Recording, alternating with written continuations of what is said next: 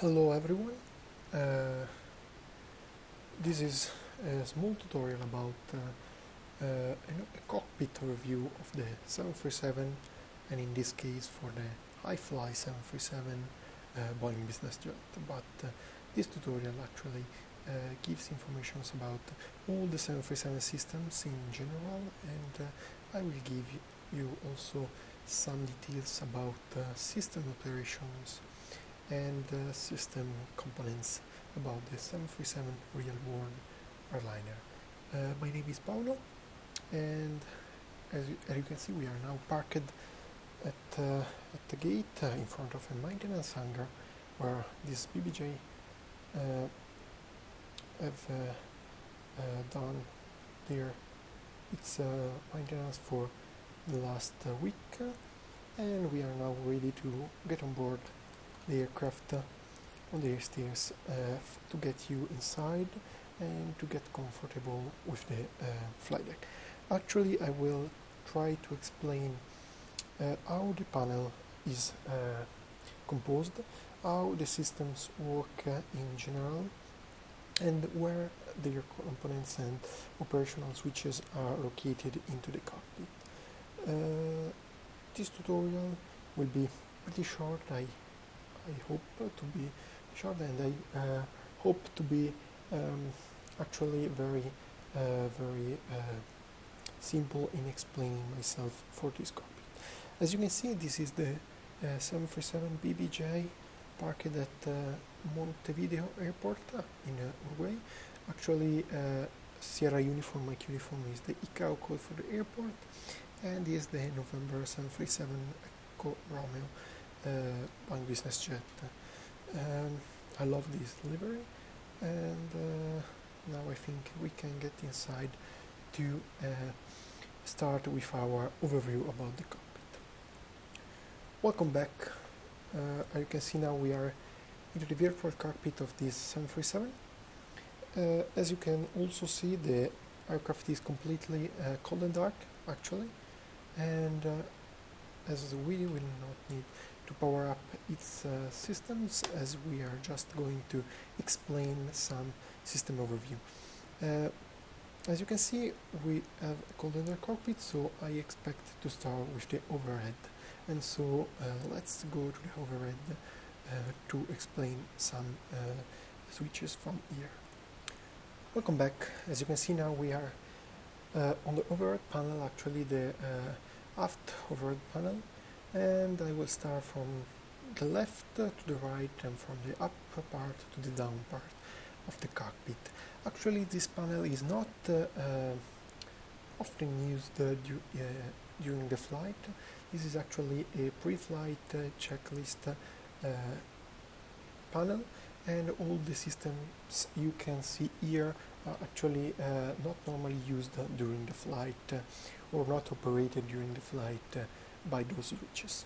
As you can see, starting from the left part, as you can see, there is a speaker. This is the main microphone speaker for sound, for ETC communication if the crew does not wear the radios. Here we are the leading edge devices, LA devices, and also it displays the trailing edge devices, actually the flaps and the slats for the leading edge. Those lights actually come up when you extend the when you extend the flaps and the slats. The green lights represent when the surfaces are actually extended and are stable, while the red transit lights are actually on when the surfaces are transiting between an extended or between two extended positions.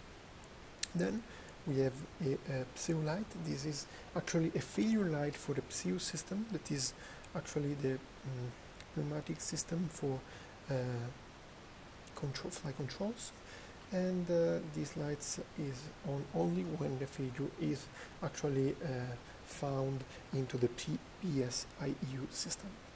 Then we have the IRS system and the control panel. This panel actually works for the IRS. IRS is actually a inertial reference system and is the main navigational system after the GPS. Actually, the 737, in this case this BBJ and the next generation's aircraft in general, are equipped with ground positioning system, global positioning system, or GPS for navigation, but the IRS is actually a backup and a secondary system for navigation. As you can see, we have a IRS display on the upper part of the panel. This display can display actually very important informations collected by the IRS systems, but the IRS systems must be aligned before the usage. In fact, we have those two rotary knobs, and those rotary knobs can be set for the IRS system left and right. So two systems, the left and the right, can be aligned. One can be set on the navigation position, or can be set on the attitude position, where the IRS can actually gives the aircraft with attitude information and heading information only. The IRSs are actually able to provide heading, wind information, present position information, and track information about the flight. Actually, they works with a complete grid around the Earth, and they calculate the exact position on the globe, this globe, by doing their calculations. The IRS systems were used very much in the past. Actually on the main big aircrafts around, and now just used as a backup, while other aircraft does not have IRS but use yet more complex systems like ADIRS or anything else. The IRS works very good and was used because it was very precise in the past before the advent of the GPS system. Then we have continuing a service interphone switch. Actually, the service interphone switch switches on and off the interphone about the service interphone. The service interphone is actually composed by jacks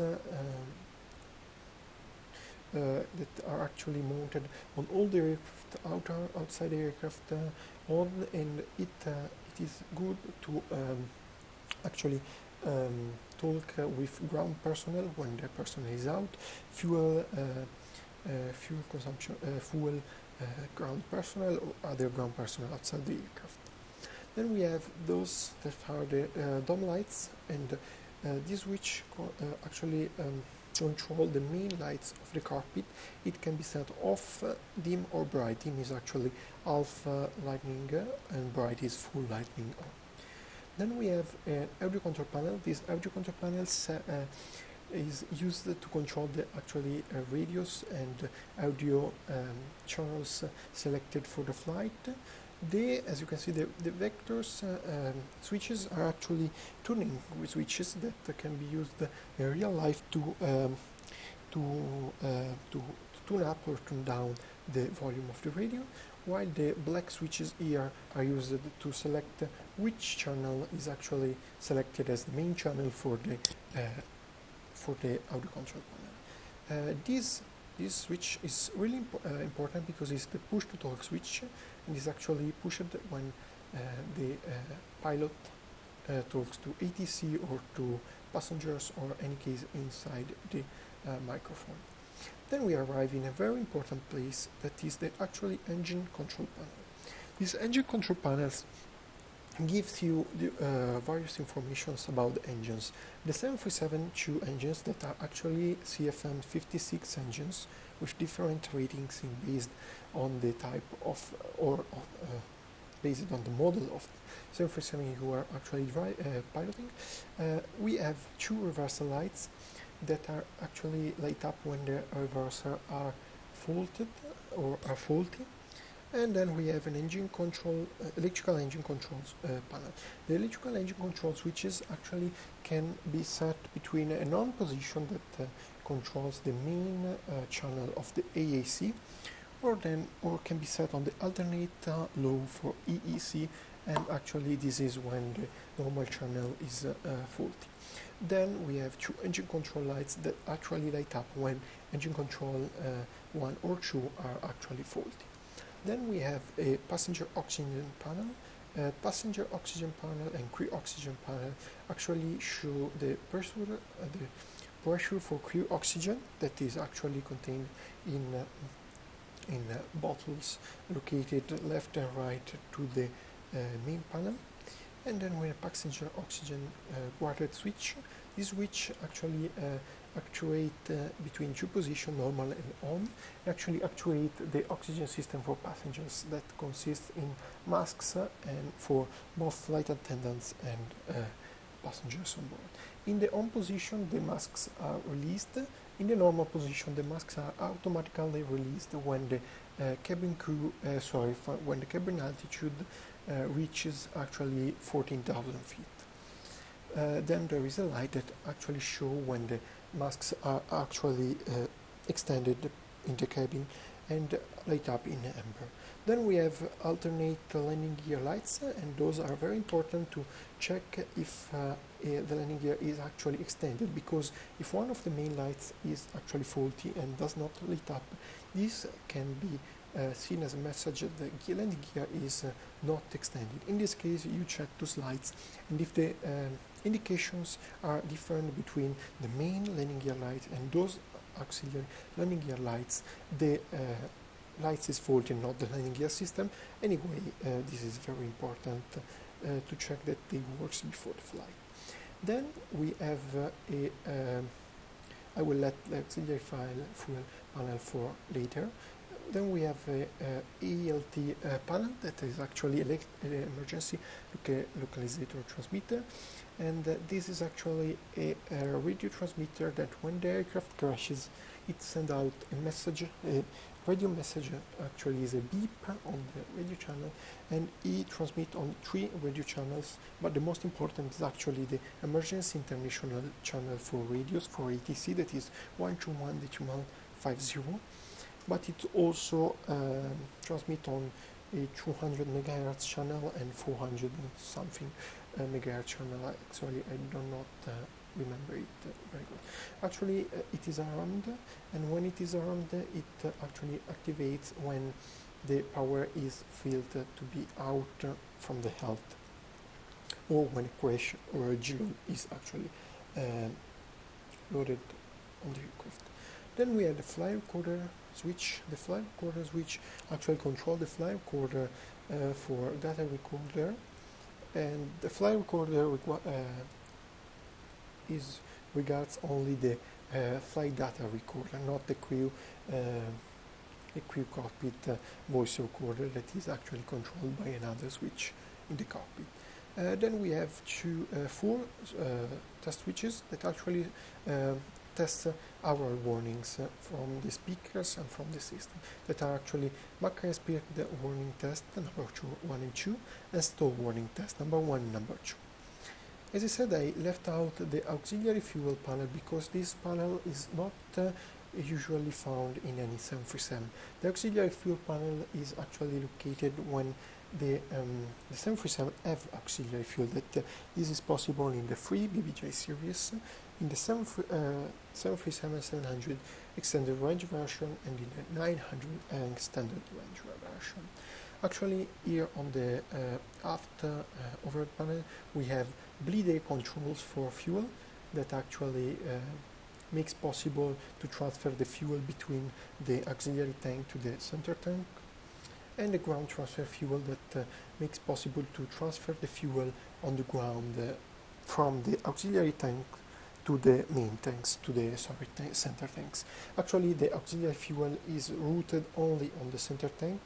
It's not possible to route the fuel directly from the auxiliary to the engines. Actually, the fuel located in the auxiliary fuel tanks is routed to the center fuel tank, and then to the left and right main fuel tanks. This completes our aft overhead explanation, and then we will go for the main overhead explanation in a few seconds. Here we are back to the main overhead panel. As you can see, We are in the upper part and there is a lower part of the panel, and we will go through the panels as the normal procedures are constituted and how I did for the after me overhead panel. Actually, we have first of all a flight control panel. This flight control panel controls the standby hydraulic system and the flight control systems of the aircraft. Actually, we have a flight controls A and B switches that controls the standby hydraulic system usage.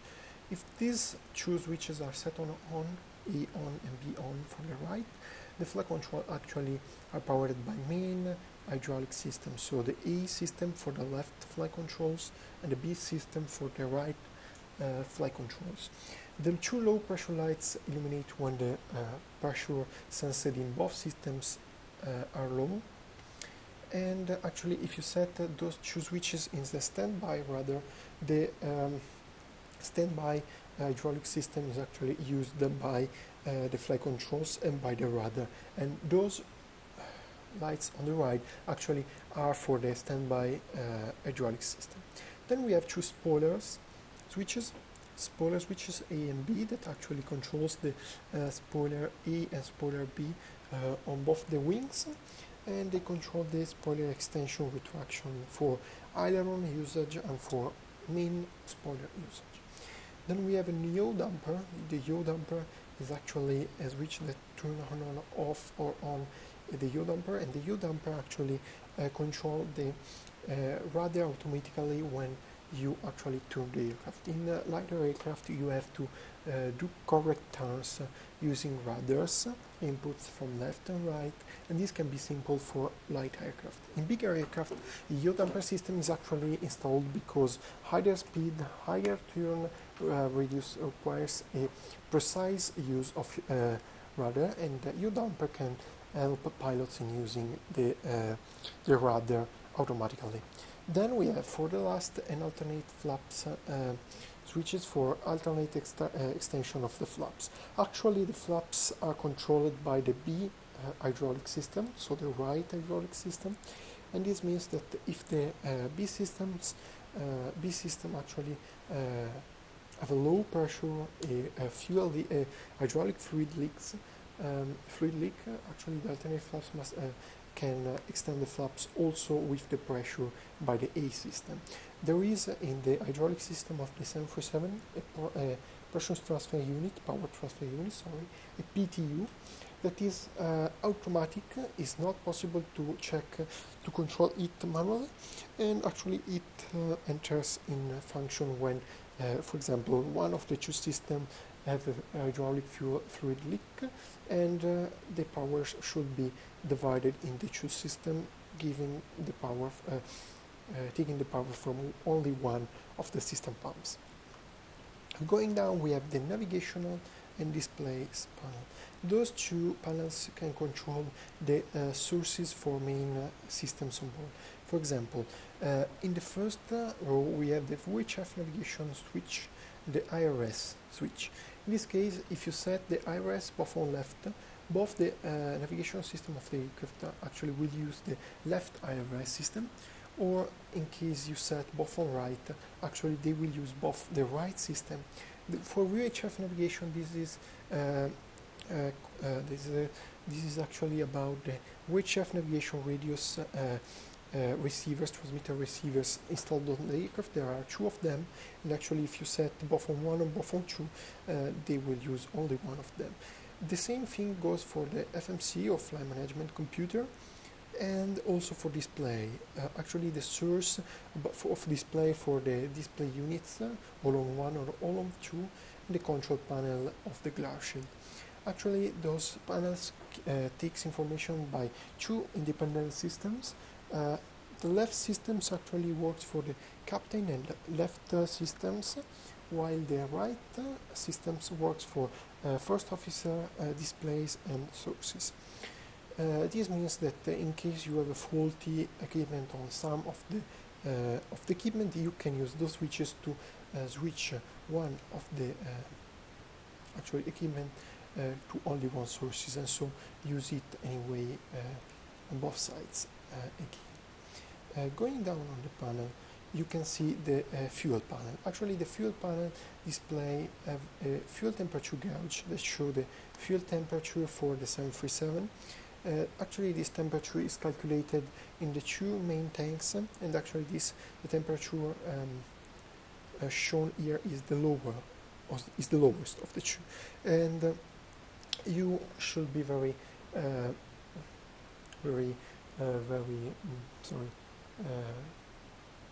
very important is to check that this fuel temperature does not goes down minus 47 degree. That is actually the freezes point for jet A1 fuel here in world, I think, because jet A1 is used everywhere. Actually, there is also jet B fuel that is used in very cold places, actually Canada, Alaska, and I think maybe somewhere in Russia. But this jet B is very rare and used mainly for military reasons, and this fuel have lower freezes point than the jet A1, but we use jet A1, so remember the minus 47 degree. Then we have the fuel panel. As said, we have two filter bypass lights, left and right of the crossfit selector.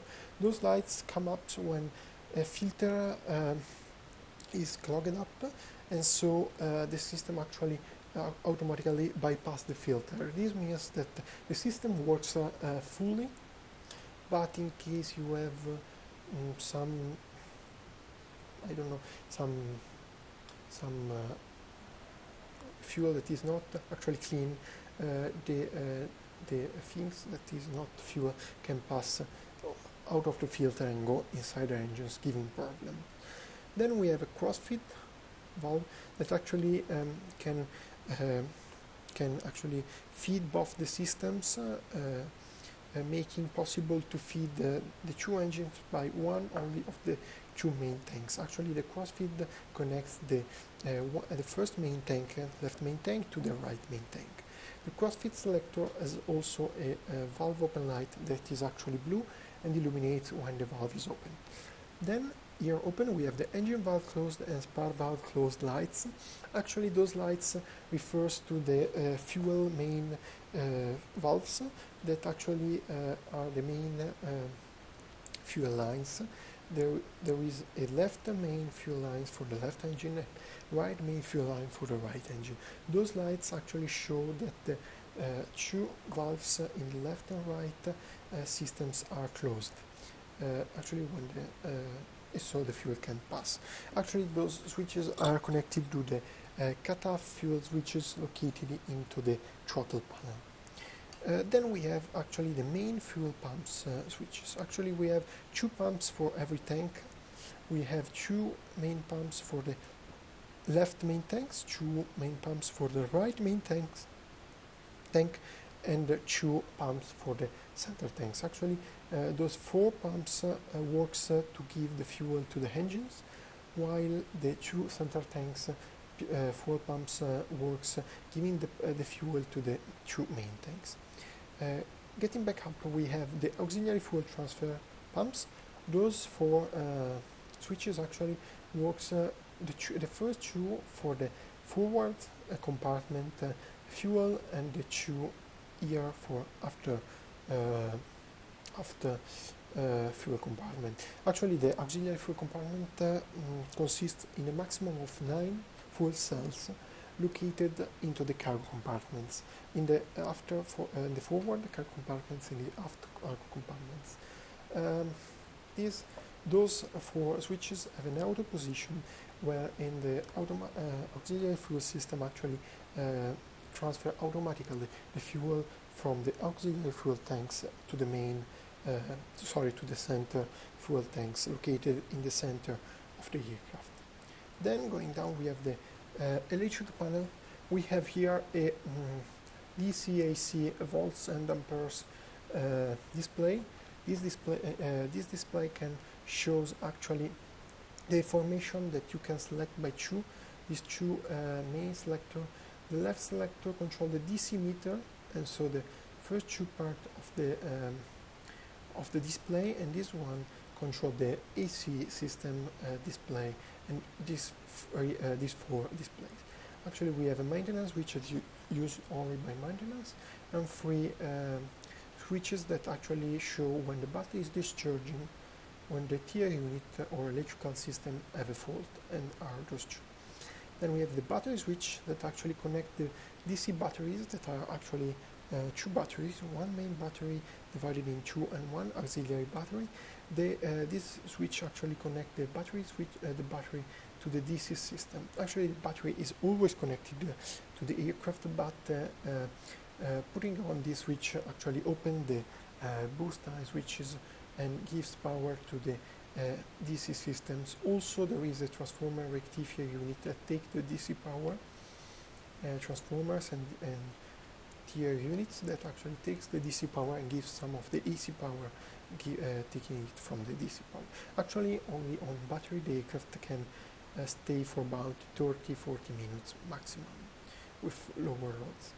Then we have a galley switch that actually connected the galley systems to the main electrical system. Actually, the galley is powered by AC power, so you need to have AC power to connect the galley to the electrical system.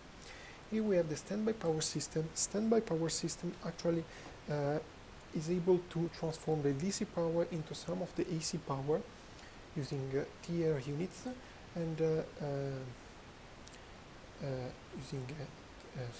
using transformers, not tier units. And the standby power can take some of the DC power from the batteries and set it up into the AC systems to power up the main AC systems. Then we have a standby power off lights that is actually on when the standby power selector is in off or when there is a fault in the standby power system. Then we have two generator drive disconnect switches. Those switches actually disconnect the generator boxes from the engines, actually not physically but virtually. In fact, the generators are actually moved by a shaft mounted on the engine after a gearbox, because the generator works at lower RPM than the engines, of course, and so there is a gearbox and the shaft. Those switches actually disconnected the shaft from the generator, so the generator will be disconnected by the engine also when running. Actually, those two switches are never used usually. Those two switches are actually only for disconnect. So if you disconnect the generator in flight, you are not able to connect it anymore in flight. Also selecting back the switch to the connect position. So never use those switches in flight if it is not needed. Going down, we have the ground power switch. The ground power switch actually controls the ground power unit connections. Actually, when the ground power unit is connected and the voltage and frequencies that it gives to the aircraft are good, the blue ground power available light is in blue and is illuminated. Selecting the ground power of switches in the on position, you connect actually ground power to the aircraft. Then we have a boost transfer switch. The boost transfer switch actually controls automatically the boost tie switch, between the two systems. Actually, the electrical system of the 737 has a left system connected to a left AC system connected to the generator of the left engine, and we have a right system that is actually symmetric to the left system. And the boost transfer gives the possibility to connect the two systems one to each other.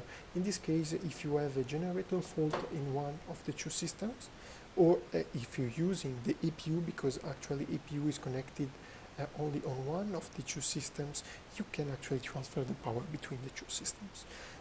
Here down we have actually the two generator 1 and 2 switches that actually control the generators connection to the main electrical systems, and two APU generator switches. Actually, APU generator switches are used when the APU is on. And the APU panel is here down.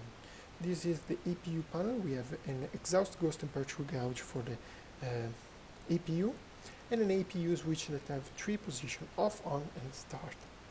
Actually, you can set is spring-loaded in the start position, and then when you release the switch, it will go back to on.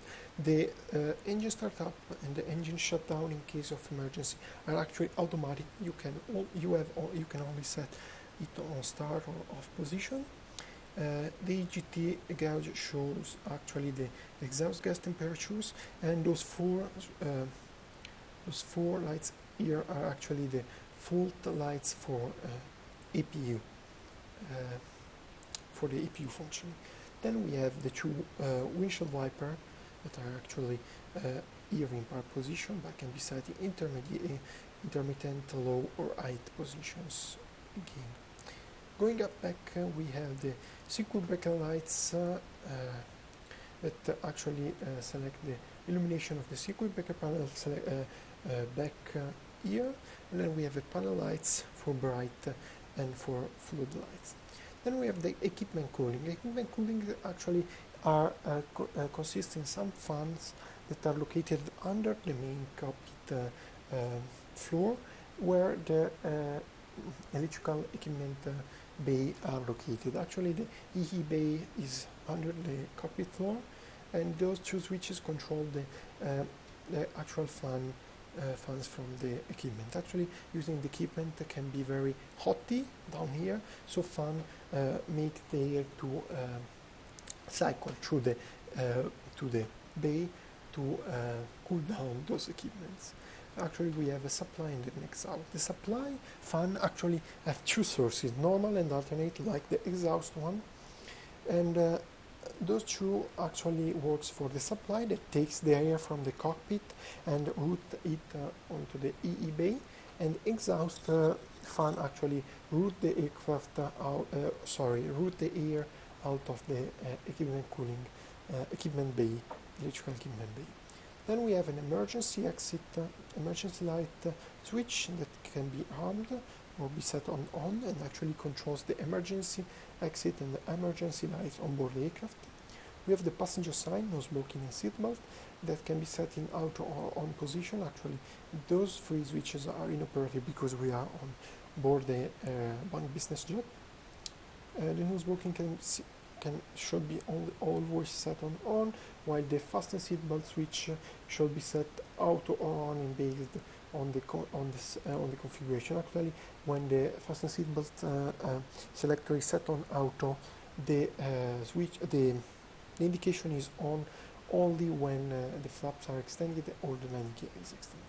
Then we have ground call or attend call button. Those two switches calls actually the flight attendants for the attend call switches, or the ground call.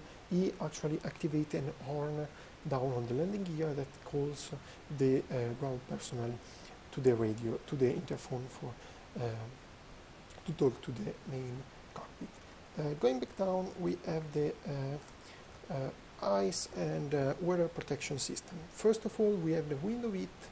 The window width is actually the window width for the four main windows of the cockpit, two left, two right. As you can see, we have two forward and two side. You can set on or off, and there are overhead and on indication upper there for the lights. Then we have probe switches. Probe switches A and B controls the probe, the pilot tubes, the TAT tubes for A and B systems, and actually are very important because freezing a pilot is not very funny for the crew. Then we have engine and wing anti-ice switches. The wing anti-ice switches have only one switch. Actually, you can set on or off. The wing anti-ice works taking the bleed air directly from the engines and to route it into the leading edge of the engines, of the wing. While the engine anti-ice actually works taking bleed air from the stages of the engines and route them inside the engine itself.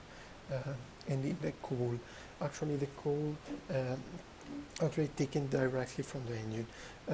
Very important thing, if you have the bleed air from the 1 and 2 engine actually closed, this does not prevent from the use of the engine anti-ice system. Actually, the engine anti-ice system takes the bleed air directly from the two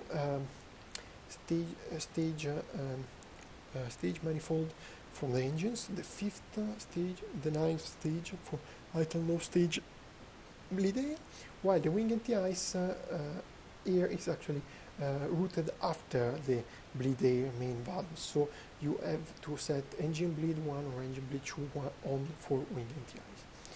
Down here we have the hydraulic panel.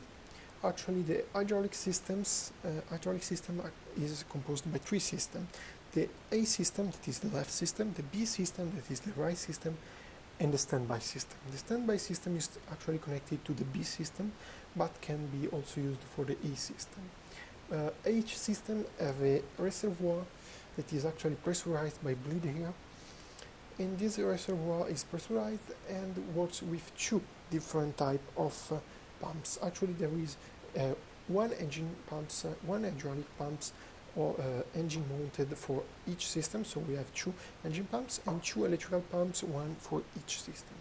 The electrical pumps are able to deliver a pressure of maximum of 3000 psi, while the engine pumps actually works with 4 times the same quantity of fuel of the electrical pumps, and actually can give pressures that are actually near to 3200 psi.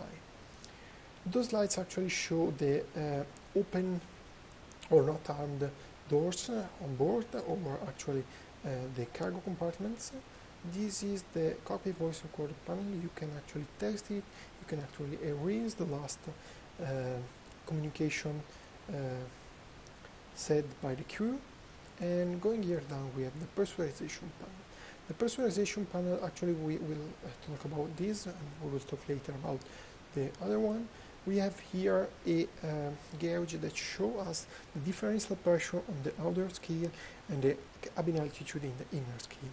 Actually, the maximum differential pressure of the cabin for a 747 is actually 8.37 psi, and actually this is the psi's that will be reached in case you fly at flight level over 370. Lower to this, the cabin pressurization system can use lower differential pressure, actually around 7.5 psi or 720 psi. Here down we have the cabin rate of descent of climb in tenth in hundred of feet. Then we have here an altitude horn cutout. You can press this switch when an altitude horn hour warning is actually sounded by the cabin. If you actually go over 10,500 feet over the cabin, this horn will start to sound. And we have a high altitude landing switch that actually works for high altitude airports operations. This actually makes the pressurization to work different, and actually cut out the altitude horn, making it to sound only on higher altitude than the standards. Going up here we have the air conditioning and bleed air panel. Actually the air conditioning and bleed air panel for this aircraft is actually different from the 800, 900 series 737 actually, but the information presented here are actually the same. The only thing that changed is that the 800 and 900 series aircraft have a trim air switcher and 2 air condition fan switches. In this case we have a selector that actually select the temperature shown by the temperature gauge here, and we have 2 gauge for the air mixing valve selection. Actually we have 2 air mix valve, one for the left pack, one for the right pack. The air mix valve actually mixes up the cold air to the hot air. The cold air actually is the air that has been routed into the pack, into the air cycle machine that actually works over the air using a small turbine and a small compressor, and it works pretty complex, so I will not go into details. And after passing into the air cycle machine, this is the cold air. This cold air actually is mixed with some of the hot air that has not passed into the air cycle machine and has been routed directly from the bleed air manifold to this mixing chamber. Those 2 air mixing valves actually are automatic and depends on what temperature you desire into the cabin. Those two selectors are actually the temperature selector for the cockpit and for the cabin.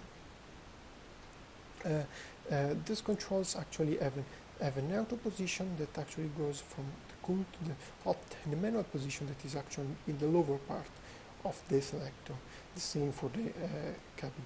Actually, you can maintain it into the auto position at 12 o'clock, or you can move it right or left based on the temperature you want into the cabin. Down here we have the bleed air panel. Actually, the bleed air panel has three lights, one dual bleed light that actually is on when there are two bleed air sources. Actually, they can be APU, ground conditioned air, or engines, and so we have three types of sources, and we have two ram door full open lights. Those two lights show in blue when the ram doors are fully opened. Actually, the ram doors are used to make the outer air to enter into the airplane and to cool down, passing into some heat exchangers, actually to cool down the air that is actually worked by the two plugs. Those two doors are actually located underneath the main part of the fuselage, the center part of the fuselage, under the wing sections. Then we have our circulation fan switches that can be set off or auto. We have an overhead test switch that actually tests the wing body overhead lights and the system. Wing body overhead actually check for leaks on the bleeds manifold routed into the wings. Then we have two PAX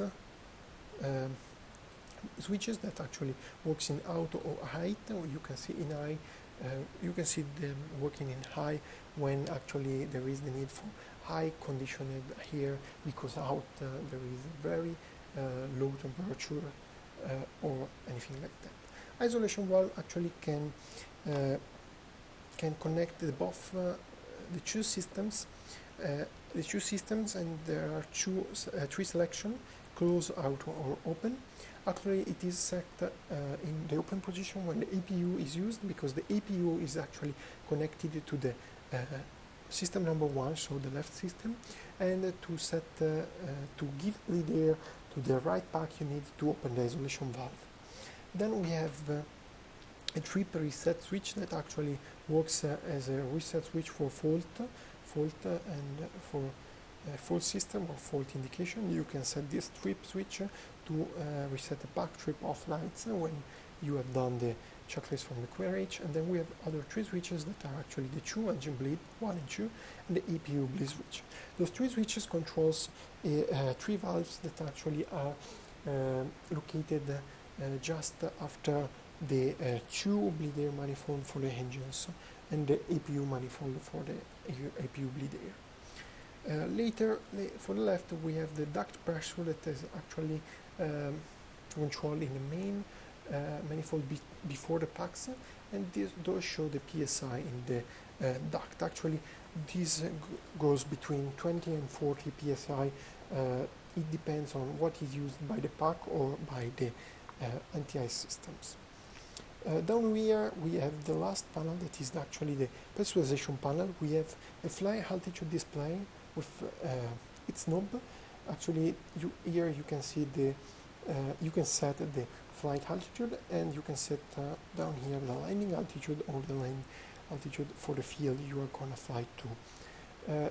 This is used for automatic operation of the system.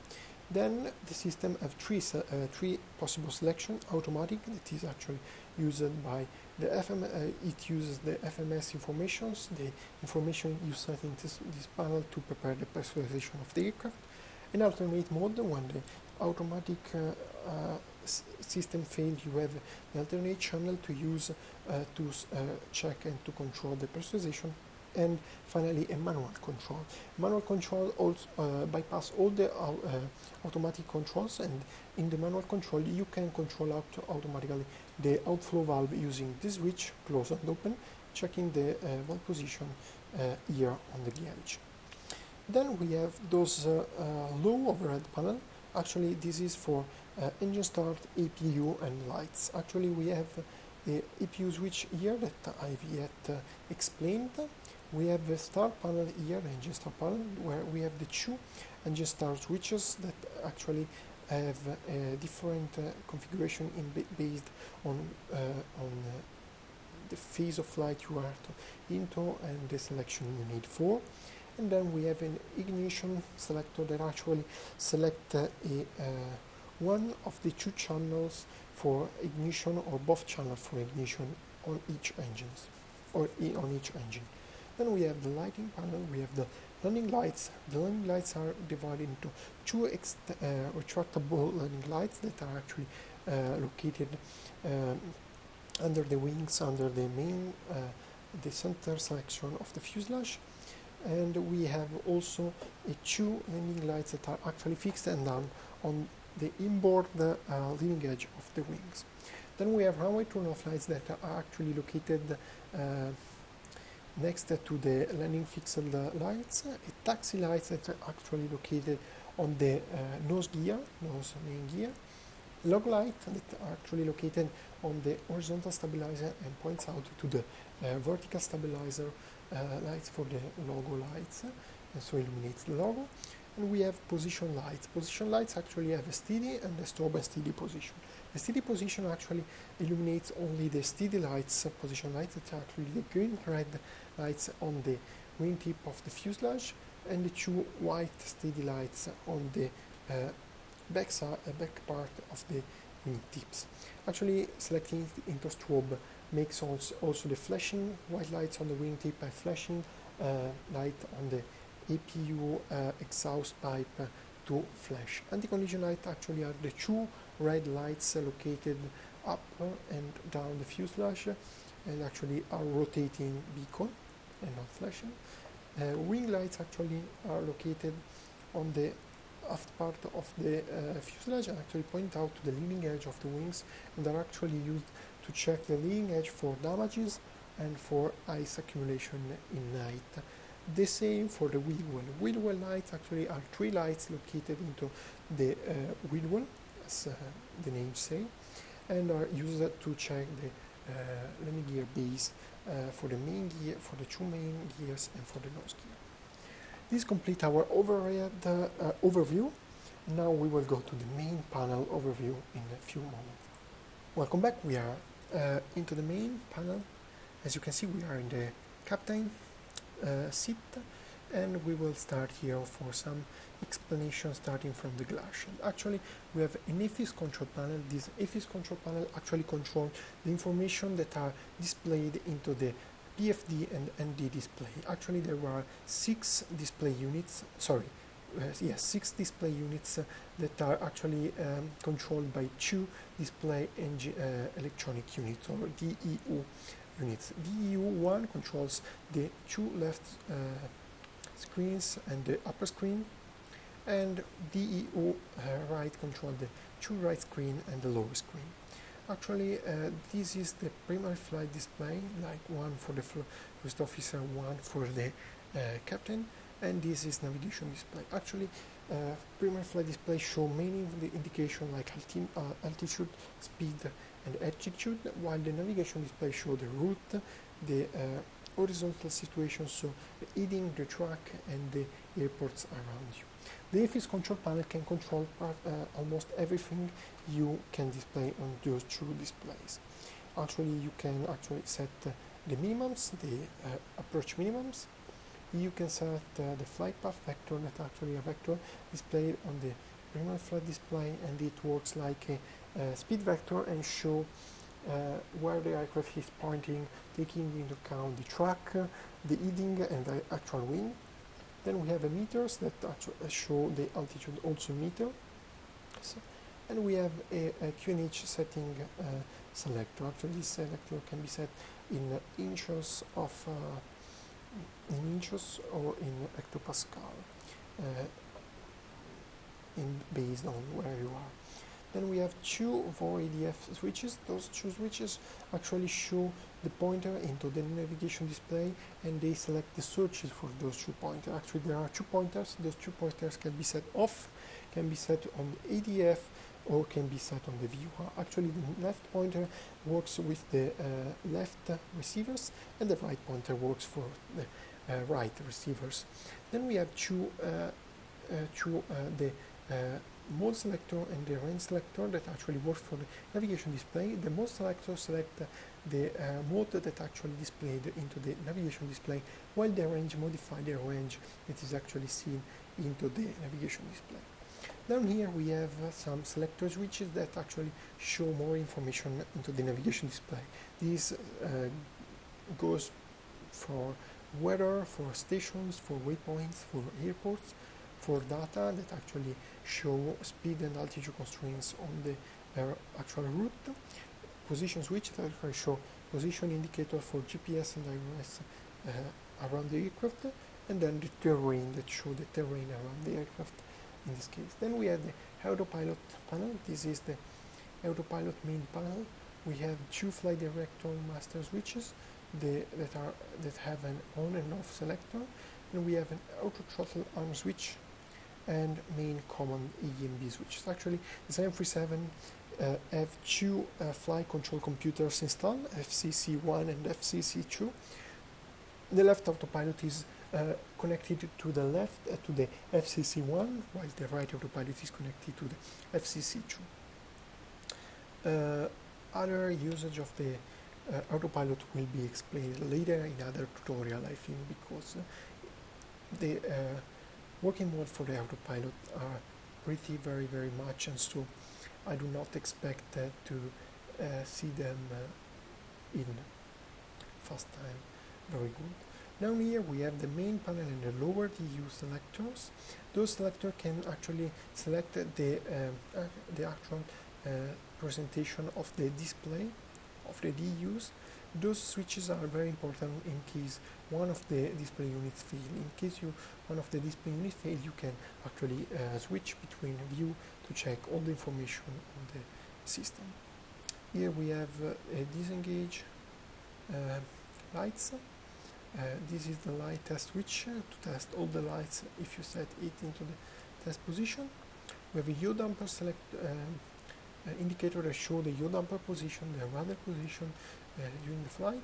We have an N1 set selector and the speed reference selector. Those two selectors actually selected the N1 limit for departure and speed reference for V1, VR, and V2 for departure. Down here we have the fuel flow switch. The fuel flow switch actually show which fuel flow is actually displayed in the upper DU, and we have an auto brake selector to select the auto brake right selection for the flight or for the arrival. Actually, the RTO is for rejected takeoff only, while 1, 2, 3, and max are actually for landing. Then we have a flaps indicator. Flaps indicator show the actual position of the flaps and must be consistent with the flaps level. The right side of the panel is actually the same except for the brake pressure gauge. This gauge shows actually the brake accumulator pressure because the brake has an accumulator and it works when the pressure is not given by the systems. And we have the landing gear lever for down, up and off, and the ground proximity warning panel. This ground proximity warning panel have an aid operation INOP light that is amber and works when the system is faulty. We have a test switch that actually tests the system when the aircraft is powered up, and 3 inhibit switches that actually inhibits function of the ground proximity warning system. Actually, ground proximity warning system works for terrain alerts, for actually also for maneuver and configuration of our alert. For example, if you're landing without the landing gear down, the GPVWS will go into to give some information. Here we have the clock, and the clock is actually digital, and here we have the auxiliary fuel panel. This panel show actually maintenance alert in case of fault, can be tested, and also have a fuel quantity indicator that show how much auxiliary fuel panel is on board actually now. Those switches are actually for the lighting and illumination of the aircraft. Those 4 selector works for the DU and these two, and actually for the background and automatic fly direction system fluid lights. Those two are actually the control display unit for the airfly management system. They work as a pretty computer to calculate all the information you need about the route, about the performance, about the takeoff, about the fuel consumption, everything you should know about the flight you are going to use. Actually, airlines also have a NECAR system. The NECAR system uses satellite-based communications to give information, live information to the pilot, like meters, terminal forecast, significant weather, particular NOTAM, or anything you can see. Actually, I've seen it to be used also to transmit Formula One results during Sunday flights. Going down here, we have the throttle panel. The throttle panel actually have the main throttles, the thrust reverse levers, the speed brake lever, the flap lever, the trim, elevator trim, and the two fuel cutoff switches. We have a full park and brake selector here, lever, and we have two stub trim cutout switches that actually disconnect the electrical trim from the airplane, and actually you can use it manually again. Here you can see two main switches. There are two of them, one here and one from the other side, and actually these are the takeoff go around switches, and they actually put the auto thrust system into the takeoff go around TOG assist configuration. Why those two switches, one located here and one located on the other side, are actually the auto throttle disconnect switches that are pretty okay for using while in flight. Down here we have two very important panels. Actually, I will set down the cockpit and the co-pilot seats. Here you can see the pedestal. The pedestal starts with a fire warning panel and fire extinguish panel. There are three levers, two for the engines and one for the EPU. We have detector for both the loops, so for the first engine and for the right engine we have two different loops, loops A and loops B. If you set the detector in normal, actually both loops are used. We have a test switch that actually tests the system, and we have three extinguisher lights that actually light up when the extinguishers are actually used and they are green.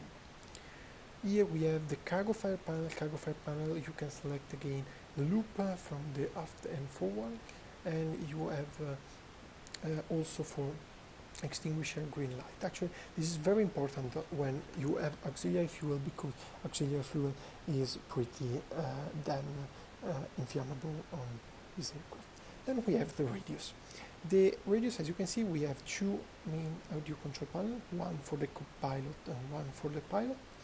We have two navigation radius, one here and one there. Two frequency selector panel.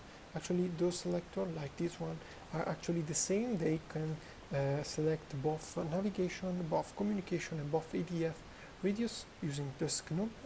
And we have also an ADF backup panel and a transponder. Transponder is actually works like a normal transponder. You can set on TAA to also receive TCAS resolution advisories, and you can select between 1 and 2 for the system, because we have two different transponder systems.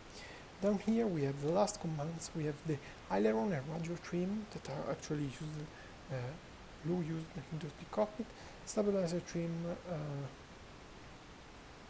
switch, cabin door switch, and light panel for the pedestal. Last thing I left out is actually the HUD system. HUD system is controlled by this small panel. You can select the runway length, the approach path degree for arrival, and also select different modes between VMC, so visual meteorological condition, IMC for instrumental meteorological condition, to select the E3, that is the guidance of the HUD for ECAT 3A arrival and ILS approach out land, and also primary mode, that is actually the standard mode for the HUD. The last thing I will show you is that actually the HUD has an annunciator panel that is located here on the first officer panel. This because actually while the pilot is using the HUD, the co-pilot is checking that the system does not show any annunciation for problems. This actually completes our overview of the panel. We have here just the last thing that are actually the vehicle switch that is installed on the system's annunciator panel.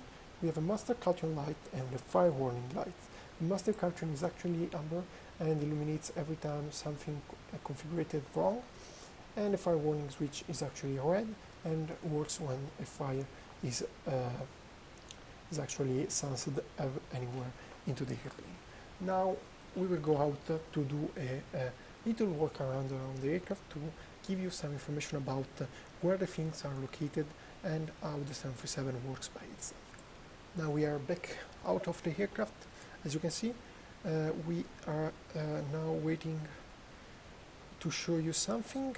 I will zoom inside and I will show you something very interesting about the aircraft. First of all, this is actually the static parts. Why? This is angle of attack indicator, and those are the pitot. This is the TAT aspirated probe. This is the angle of attack indicator, and this is the probe for pitot.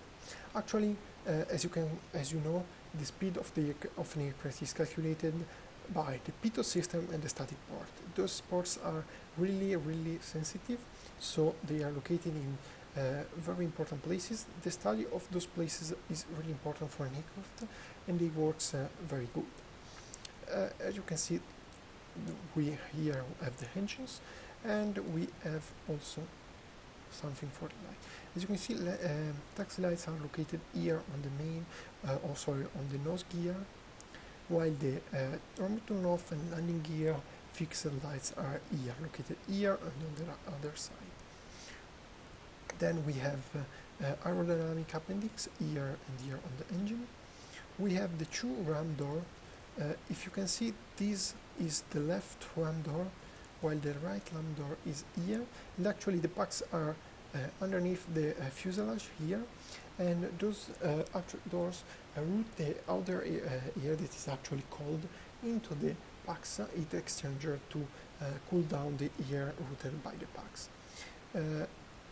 Then we have actually some antennas for the systems. We have, there is another 737 in the maintenance. We have leading edge. As you can see, this part is actually heated by the wing anti-ice system. We have the winglets, we have the red light here, the strobe and the steady position are actually located here. The wing lights are actually this, and illuminates the wings. And then we have the APU down here. Here we have the APU. This is the APU exhaust. This is the APU cool air intake, and this is the APU intake here for actually working the APU, so entering the compressor and the turbine of the APU here. One important thing are, I don't know if you see good, those appendix are actually very important. Those appendix were installed only later on the 737 series. They actually are aerodynamic appendixes for 737 good aerodynamic. Then we have other information. Actually, this is the APU fuel outline for in case the fuel must be set off. This is the stabilizer trim selection. As you can see here, the guide. This is the rudder, as you know, and this actually completes our arrival, except for the outflow valve that I wanted you to show. The outflow valve location. This red valve is actually the outflow valve. The outflow valve is the one connected to the pressurization system that actually closes while the aircraft climb out the airports, maintaining the pressurization inside the aircraft. As you can see, there are the two landing gear with them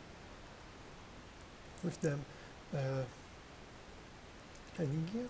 They are all good. As you know, another details I can give to you is that actually the 737, like every aircraft, almost every aircraft around, has the brakes only on the main gears.